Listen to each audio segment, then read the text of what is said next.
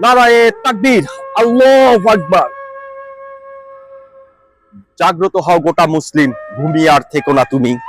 হুমায়ুন কবির স্যারের ডাকে সাড়া দিব আমরা, বাবরি মসজিদ নির্মাণে অংশ নিবে যারা। ৩৩ বছর পরে বাবরি মসজিদ হচ্ছে গড়া।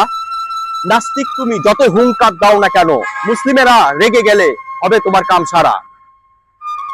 মাথায় ইট বালি আর সিমেন্ট নিয়ে যাচ্ছে দলে দলে, যাইতে পারছে না যারা তারাও টাকা দিয়ে সাহায্য করে।